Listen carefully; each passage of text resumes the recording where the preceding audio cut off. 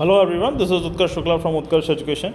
बाल विकास for all exam series, जिसके जरिए किसी भी एग्जाम में बाल विकास का जो पोर्शन आता है उसमें सारे नंबर आपके आ सकें, एक भी क्वेश्चन आपके पढ़े से बाहर ना आए, उसके लिए जो सीरीज चल रही है उसमें आज हम पढ़ेंगे प्रत्याशा सिद्धांत, जो आपको स्क्रीन पर दिख रहा है। प्रत्याशा सिद्धांत से संबंधित महत्वपूर्ण बातों को हम समझेंगे, एक एक लाइन को अच्छे से समझाऊंगा ताकि इंटरव्यू में भी अगर कोई पूछ दे तो तुम्हें अच्छे से पता हो ये चीज़। ठीक है, डाउट है, डिस्कशन करना है, क्वेश्चन पूछना है, कमेंट में पूछो, टेलीग्राम पे पूछो। 2 टेलीग्राम चैनल हैं, उत्कर्ष एजुकेशन और Utkarsh education UPSC UPPCS in Hindi. ठीक है, अगर कुछ समझ में आता है then please like my video and subscribe my YouTube channel. Support करो, फ्री में पढ़ा रहे हैं, बस सपोर्ट ही मांग रहे हैं आप लोगों से। आप वो करते रहिए, हम पढ़ाते रहेंगे। ओके, चलो आओ बिना टाइम बर्बाद किए पढ़ना शुरू करते हैं। प्रत्याशा सिद्धांत दिया किसने, पहले ये रटना है, व्रूम, बूम नहीं, व्रूम ना कि ब्रूम। ठीक है, विक्टर एच व्रूम ने इसको दिया है 1964 में। इससे पहले जो मैंने लेक्चर में द्विघटक सिद्धांत बताया था, इन्होंने उसको रिवाइज करके 3 घटक कराए हैं। इनके अनुसार मोटिवेशन के अभिप्रेरणा के 3 घटक हैं। अभिप्रेरणा का सिद्धांत हम पढ़ ही रहे हैं, और उन तीनों घटकों को जब आप गणितीय फॉर्म में बताओगे तो ये फॉर्मूला आएगा और मोटिवेशन ऐसे पता चलेगी। ये मैथमेटिकल फार्मूला दिए हैं पहली, मतलब ये कि तुम्हें दिया होगा, जैसे ये 3 घटक हैं EIV, अभी बताऊंगा क्या क्या है, तुमको इसकी वैल्यू दे दी जाएगी 0.5 0.5 0.5। बताओ मोटिवेशनल फैक्टर कितना है, कम है या ज़्यादा है, वो सब।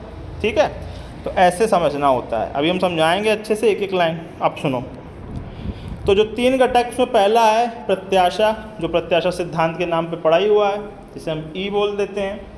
जिसे तुम अपनी भाषा में चांस समझो, उम्मीद कितनी है, संभावना कितनी है, ठीक है, प्रोबेबिलिटी कितनी है, प्रायिकता कितनी है, मतलब कितना चांस है कि सफलता मिलेगी। तो मेहनत करने पे सफलता मिलने की गुंजाइश है कितनी, मतलब ये कि क्या मैं, ऐसा तो नहीं कि हम कितनी भी मेहनत करें और सफलता मिले ही ना। जैसे एग्जाम्पल देता हूँ, तुम्हारे CDP का जो CDP छोड़ दो, तुम्हारा शिक्षक भर्ती का कोई एग्ज़ाम उठा लो, तुम उसमें मैकेनिकल इंजीनियरिंग की किताब पढ़ के चले जाओ, तुम्हारा सिलेक्शन नहीं होगा। तुम मैकेनिकल इंजीनियरिंग की किताब कितनी भी बार पढ़ लो, कितनी भी मेहनत कर लो, शिक्षक भर्ती का एग्ज़ाम नहीं निकलेगा, क्योंकि वो उसमें आती ही नहीं है। ठीक है, इसीलिए ये जो संभावना है, ये आपको मदद देती है स्ट्रैटेजी बनाने में, कि ऐसी कौन सी स्ट्रैटेजी अपनाएं जिससे हमारी सिलेक्शन की संभावना बढ़ जाए, हमारी सफलता की संभावना बढ़ जाए। ठीक है, जो स्ट्रैटेजी होती है वो इसीलिए बनती है कि हमारी प्रत्याशा, संभावना, चांसेस, प्रोबेबिलिटी, ये सब बढ़ जाए। अब प्रत्याशा बढ़ानी है तो ऑब्वियसली हमें पता होना चाहिए कहाँ की क्या क्या पढ़ना है और उसकी व्यवस्था करनी है। हमारे पास पढ़ने की बुद्धि होनी चाहिए, और हमें अगर कुछ डाउट हो तो समझाने वाले लोग होने चाहिए, या हमें इनकरेज करने वाले लोग होने चाहिए कि उत्कर्ष हिम्मत मत हारो, तुम्हारा तब भी सिलेक्शन होगा, तुम लगे रहो। इस तरह की चीज़ें भी हमें चाहिए होती हैं।